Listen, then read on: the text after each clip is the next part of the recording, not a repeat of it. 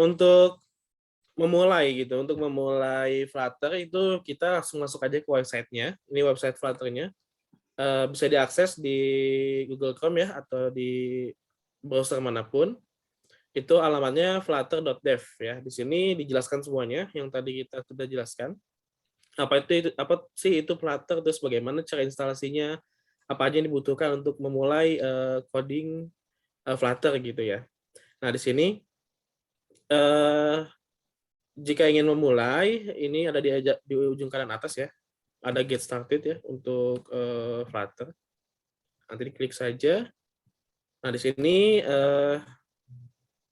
kita tinggal pilih aja OS apa yang, sedang kita gunakan ya. Di sini kan saya menggunakan Windows. Nah, misalkan Bapak Ibu atau nanti, anak-anaknya menggunakan Linux atau macOS ataupun menggunakan Chrome OS, ini sudah bisa digunakan untuk, coding Flutter ya. Di sini kan saya menggunakan Windows, jadi ini saya klik Windows, lalu di sini ada, cara-cara install untuk Flutter. Nah, di sini ada sistem requirement-nya.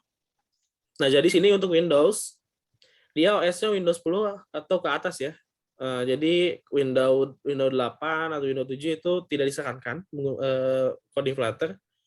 Jadi kalau bisa Windows-nya Windows 10 ke atas dan dengan, base-nya 64 bit ya.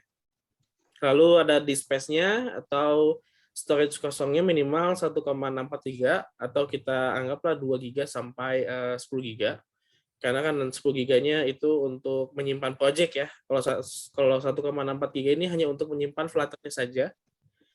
Tapi kita sisakan sekitar 10 sampai 20 giga itu untuk project-project yang nanti akan dikerjakan. Lalu ada tools-nya. Di sini ada environment-nya, yaitu ada PowerShell ya. Biasanya kalau di Windows 10 itu udah pre-install ya. Jadi pasti sudah ada PowerShell. PowerShell itu mirip seperti command prompt, tapi dia lebih banyak fiturnya lagi gitu. Lalu instalasi untuk Git ya. Nanti ini kita coba juga untuk instalasi Git. Jadi ini untuk karena Flutter ini saat upgrade dia menggunakan sistem Git. Jadi ini wajib ada di laptop masing-masing ya. Ini untuk Windows. Kalau untuk macOS, dia sebenarnya nggak ada requirement macOS apa yang harus dipunya ya sama MacBook-nya. Tapi kalau misalkan kita ngoding untuk deploy di iOS, itu disarankan menggunakan macOS versi terbaru. Karena kalau tidak terbaru, dia nggak bisa dideploy di iPhone dengan OS terbaru juga gitu. Jadi macOS-nya harus terbaru juga supaya bisa dijalankan di iPhone yang OS terbaru. Untuk macOS sendiri dia lebih besar ya di space-nya. Karena emang aplikasi iOS ini membutuhkan satu code editor lagi yaitu Xcode namanya. Jadi agar bisa dijalankan di iPhone itu kita memerlukan yang namanya Xcode ya. Di sini ada tulisan juga we recommend installing Xcode. Jadi ini untuk nge-build iPhone ya, nge-build aplikasinya ke iPhone itu menggunakan Xcode. Lalu untuk Linux, nah ini Linux seperti ini, yang penting 64 bit, lalu disk space-nya 600 MB ya, lebih kecil lagi. Lalu ini tools-nya yang harus diinstal di Linux. Jadi ada bash, curl, file, git, 2 titik berapa, ada mkdrm, unzip, which, util, sama zip. Lalu ada serial library-nya. Ini diinstal juga di Linux, seperti itu. Lalu untuk Chrome OS, jika siswanya menggunakan Chrome OS, ini mirip seperti Linux ya, karena Chrome OS itu base-nya dari Linux juga. Jadi kemungkinan instalasinya sama requirement tools-nya ya. Nah, karena saya menggunakan Windows, jadi kita contohnya menggunakan Windows saja. Jadi di sini untuk biasanya PowerShell sudah ada ya, sudah ada di Windows 10-nya. Jadi ini nggak usah khawatir nggak ada ya. Jadi ini aman lah ya, sudah ada gitu. Lalu yang belum ada paling Git. Nah, di sini tinggal diklik aja Git, nanti dia akan mengarahkan ke download-nya Git ya. Nanti dia tinggal di install saja. Jika sudah diinstal nanti munculnya di dalam PowerShell. Misalkan di dalam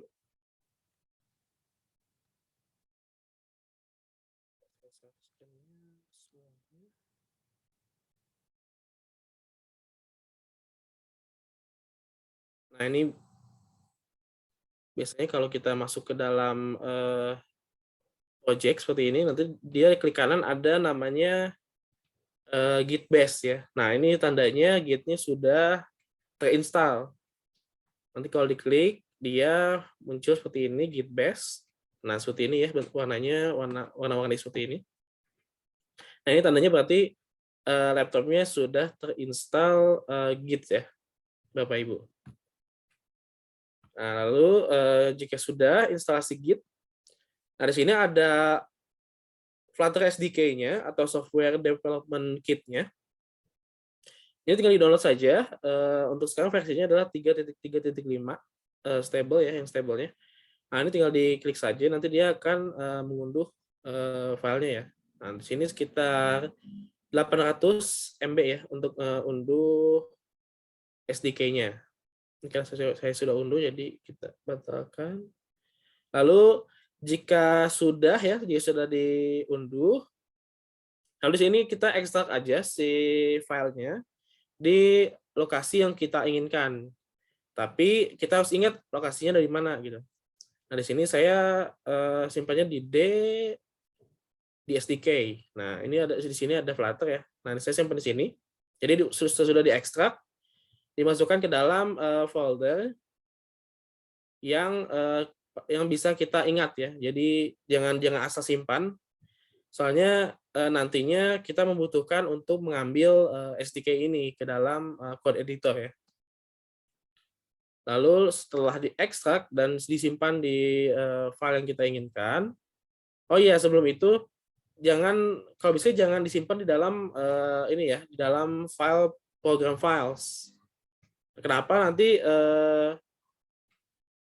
program files itu kan di dalam sistem C ya, dan itu kemungkinan kalau misalkan kita melakukan install ulang, itu akan hilang lagi kan ya si program filenya. Jadi kita harus download lagi, nanti kita harus ekstrak lagi, itu kan akan memakan waktu ya. Jadi sebisa mungkin disimpannya di dalam folder yang aksesnya misalkan di D atau di E ya untuk di Windows.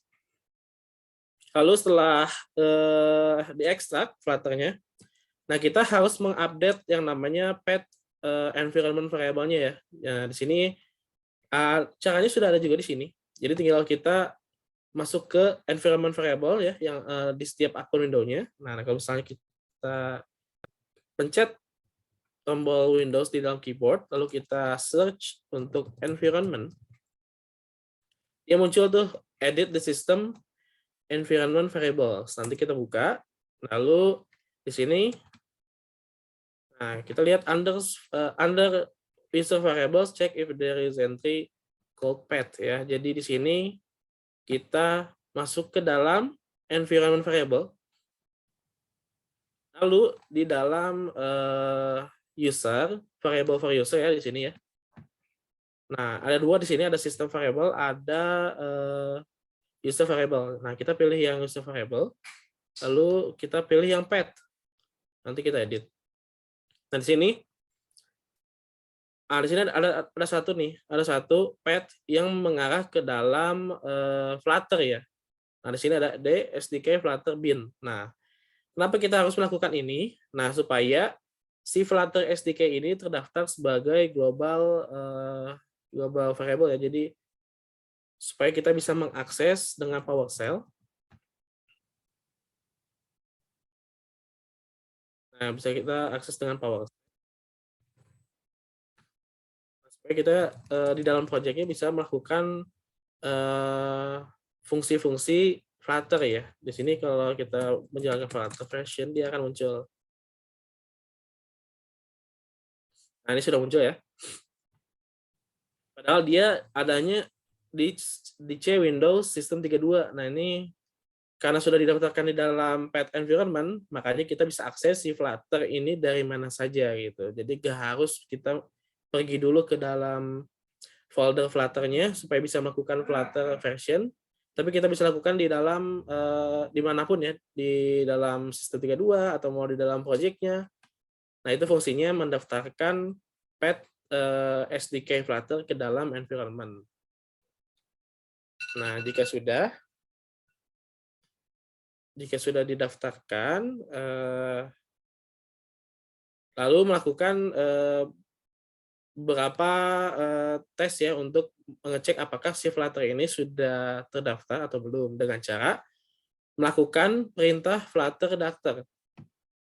Jadi kalau kita melakukan perintah Flutter Daftar, dia akan melakukan pemeriksaan apakah Flutter kita sudah siap digunakan atau belum. Nah, kalau kita coba Flutter Daftar, nah dia akan memeriksa ya semua elemen-elemen yang ada di Flutter, apakah dia sudah ready atau belum. Nah, di sini kalau sudah ready, dia akan checklist. Nah, checklist. Tapi kalau yang belum, ini dia akan exit X seperti ini. Nah, di sini untuk desktop, dia membutuhkan Visual Studio.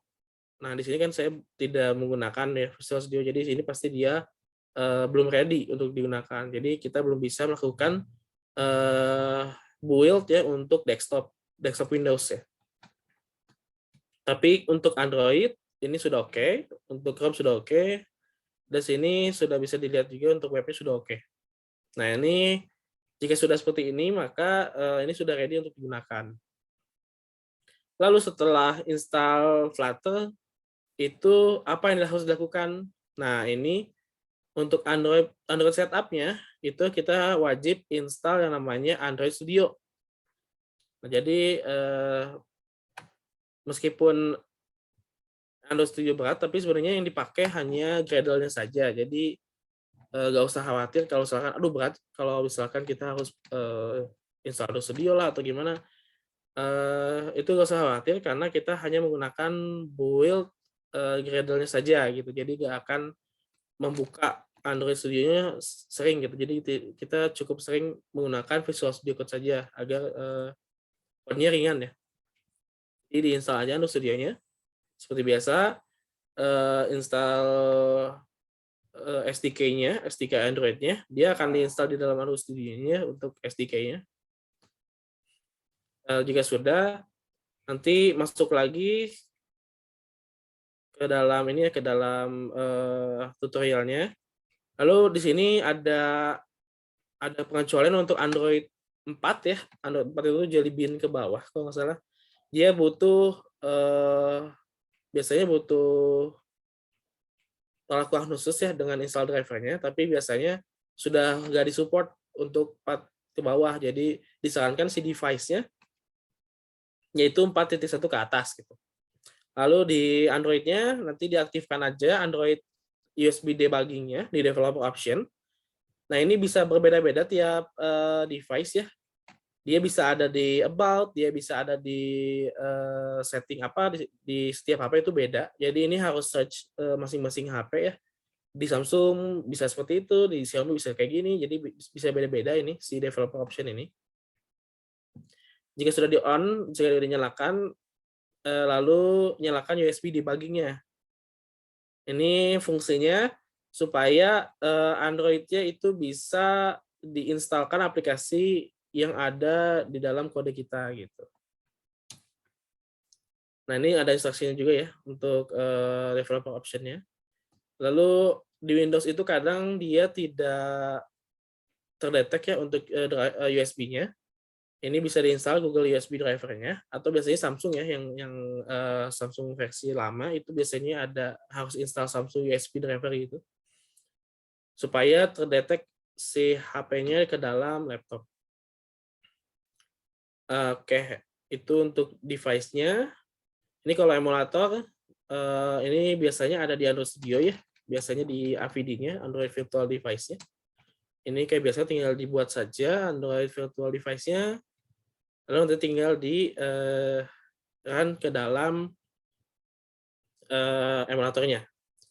Lalu setelah install Android Studio, nah ini kita harus menjalankan Flutter Dactyl Android License. Jadi kita harus punya license si Android-nya supaya Flutter-nya bisa menjalankan si build Android ke dalam HP. Nah, ini tinggal menjalankan perintah ini saja di dalam PowerShell ya.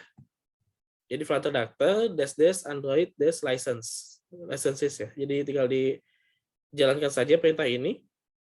Lalu setelah itu coba Flutter Dactyl lagi. Nanti biasanya sudah hilang isunya kalau sudah menjalankan perintah ini.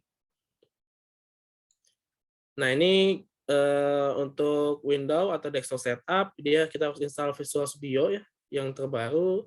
Lalu untuk web setup sebenarnya tidak usah install apa-apa, jadi langsung bisa kita coba sih sebenarnya. Lalu untuk editornya, kalau saya biasanya menggunakan Visual Studio Code. Ini lebih ringan daripada Android Studio. Dan juga si Visual Studio Code ini dia fiturnya banyak banget ya. Jadi dia bisa ngoding apapun di Visual Studio Code ini. Mau ngoding JavaScript bisa, mau ngoding bahasa apapun kayak C, C#, atau C++. Itu bisa. Kalau misalnya kita mau coding Python atau mau code PHP juga ini bisa banget pakai Visual Studio Code, hanya tinggal install pluginnya aja. Jadi ini sangat-sangat banyak fiturnya untuk Visual Studio Code dibandingkan dengan Android Studio, IntelliJ, dan Emacs ini. Nah, ini tinggal install aja Visual Studio Code-nya. Di sini sudah disertakan ya linknya. Jadi kita tinggal klik linknya aja, nanti dia akan masuk ke dalam website dari Visual Studio Code itu sendiri. Nah, ini tinggal install saja. Lalu jika sudah diinstal, nanti kita disuruh memulai VS Code-nya. Lalu install extension dari Flutter dan juga Dart. Nah, kalau di sini kayak kita masuk ke Visual Studio Code.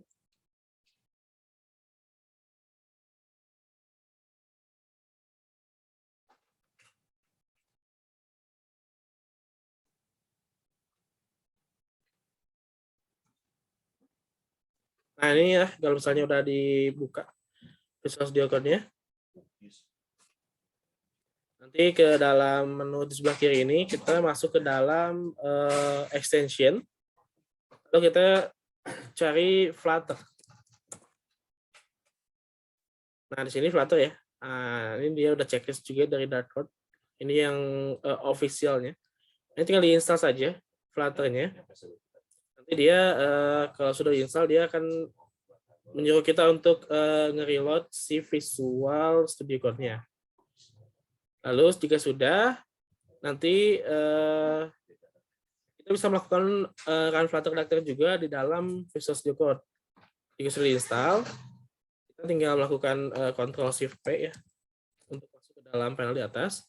Kita ketik Flutter. Nah, di sini sudah ada nih. Sudah ada perintah-perintah Flutter. Di sini kalau sudah ada ini, kita klik run Flutter Dactyl. Nah, dan jika sudah muncul seperti ini, dan hasilnya sama kayak di PowerShell, berarti si Flutter-nya sudah siap kita gunakan. Nah, di sini sudah ya. Nah, ini checklist juga sama. Jadi ini isinya sama sih Flutter Dactyl dengan yang di PowerShell ini. Dia sama seperti ini. Nah, ini kita tunggu saja sampai beres. Nah, di sini kan errornya sudah 0 ya. Berarti ini udah oke. Meskipun di sini ada X ya, 1. Tapi di sini kita errornya 0 karena kita emang tidak melakukan setup untuk desktop. Jadi dia tidak dianggap error ya. Ini optional aja kalau kita misalkan ingin coding desktop. Di sini udah oke semua. Nah, ini tinggal kita gunakan sebagai code editor dari Flutter. Nah, di sini juga ada test drive-nya atau unit test-nya. Ini nanti ya, mungkin kita akan bahas nanti. Lalu di sini ada write your first app. Jadi kita coba melakukan coding pertama kita menggunakan Flutter. Jadi di sini sudah disediakan juga ya step-stepnya. Ini kayak step-stepnya ini ada create the starter Flutter app. Jadi di dalam Visual Studio Code ini, biasanya seperti ini ya tampilan awalnya. Tampilan awalnya seperti ini. Lalu kita pencet lagi Ctrl Shift P. Ini ada Flutter New Project. Nah, di sini tinggal klik saja Flutter New Project-nya. Lalu di sini tinggal pilih saja. Nah, tinggal pilih mau application, module, package, plugin, atau skeleton. Nah, kalau skeleton ini biasanya dia sudah jadi ya, generate a list view atau detail view Flutter. Jadi dia udah ada template-nya sendiri. Template yang udah lumayan banyak. Kalau application dia template-nya hanya untuk counter sebuah angka saja sih. Jadi di sini kita pilih application. Lalu kita pilih foldernya. Misalnya kan di sini kita foldernya bikin baru.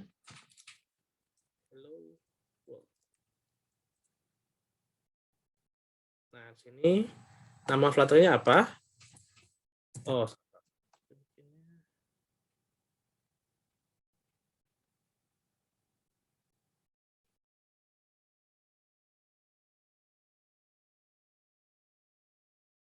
sini kita bikin Flutter application 2, lalu tekan enter. Nah, di sini dia langsung generate Flutter application. Nah, di sini di bawah kanan dia ada Flutter create template app-nya. Tinggal ditunggu saja hingga selesai. Oke, nah ini sudah muncul ya di bawah. Dia sedang create. Ini tunggu hingga selesai. Nah, jika sudah. Nah, ini ya. Ini tandanya Flutter-nya sudah selesai dibuat. Nah, ini ya, exit code-nya udah 0. Nah, kalau sudah seperti ini, kita bisa langsung lihat Flutter itu seperti apa ya isinya. Di sini ada banyak folder ya. Bisa dilihat banyak folder dan juga ada file. Di sini ada Android, ada iOS, ada lib ya. Lalu di sini ada main.dart. Ada Linux, macOS, ada test, ada web, ada Windows. Nah, jadi setiap folder ini mewakili platformnya ya. Kalau yang Windows, web, macOS, Linux, Android, dan iOS itu adalah folder build dari masing-masing platform. Lalu di dalam folder ini, di dalam folder project-nya juga ada readme-nya. Kalau misalnya kita ingin custom readme dari aplikasi project-nya. Lalu sini ada pubspec.yaml. Ini jika kita klik, ini merupakan file di mana kita setup untuk versioning seperti ini ya, versioning atau SDK versionnya. Lalu di sini juga bisa setup untuk dependencies atau library ya. Di sini ya, di dalam sini kalau misalnya kita akan memasukkan library. Lalu ada juga untuk memasukkan aset seperti gambar. Dan juga ada untuk memasukkan font ya. Di sini ada nih fontnya di sini. Jadi kita kalau misalkan ingin menggunakan font, ini cukup di uncomment aja ya dengan memblok sebagian ya sampai yang dari font ini sampai bawah. Lalu kita tekan untuk Ctrl/. Nah, ini contoh untuk penggunaan font misalkan. Nah, untuk aset juga sama, jadi kita tinggal Ctrl/. Jadi bisa kita lihat seperti ini.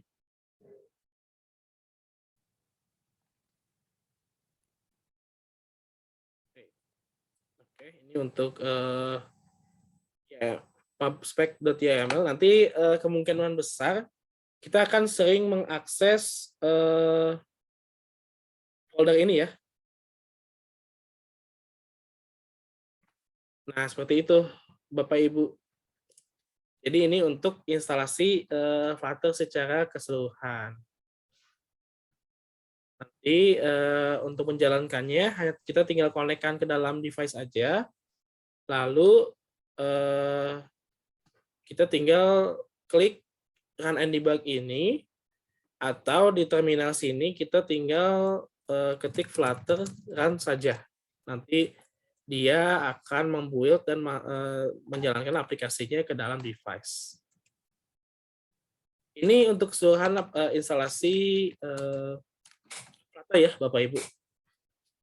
Silakan jika ada yang ingin bertanya terkait dengan Flutter ini ya, instalasi Flutter, dan juga mungkin ada beberapa yang ingin ditanyakan tentang codingnya ya. Siap. Oke, Kang Fauzan. Terima kasih. Thank you. Ya. Siap. Oke, sebelum lanjut ke tahapan berikutnya, mau tanya nih, Bapak Ibu yang sudah pernah menginstal Flutter, siapa saja? Ada nggak Pak Jem yang sebelumnya sudah pernah menginstal? Iya, Pak Hardi. Kalau kita, kalau untuk tim guru, insya Allah sudah. Cuman beberapa waktu yang lalu kita tuh banyak temuan sebenarnya di perangkat siswa sih gitu ya. Di perangkat siswa, terutama mungkin kalau kami juga belum terbiasa dengan iMac ya. Dengan iMac, dengan iOS, itu juga ada something yang belum terselesaikan begitu, Kang. Nah, kemudian mungkin kalau bisa sedikit dicontohkan atau di-show-kan, kami memang kalau untuk tadi konfigurasi, malahan kami sudah semua tuh checklist semua gitu kan, cuman belum dicoba mana yang memang bentukannya desktop, mana bentukannya ke iOS gitu. Mungkin bisa biar kami ada gambaran gitu, Pak Fauzan. Begitu Kang Hari sementara pertanyaannya. Oke, silakan Kang Fauzan. Untuk desktop ya Pak? Ya, untuk desktop, kalau kami biasanya langsung pakai browser nih Pak ya. Iya, betul-betul. Nah, untuk desktop itu kita harus install dulu Visual Studio Code-nya Pak. Jadi kalau macOS dia cukup install Xcode ya, karena dia satu code base juga ya untuk iOS dan macOS-nya. Itu sama. Nah, kalau Windows itu kita harus install Visual Studio Code dulu. Visual Studio ya.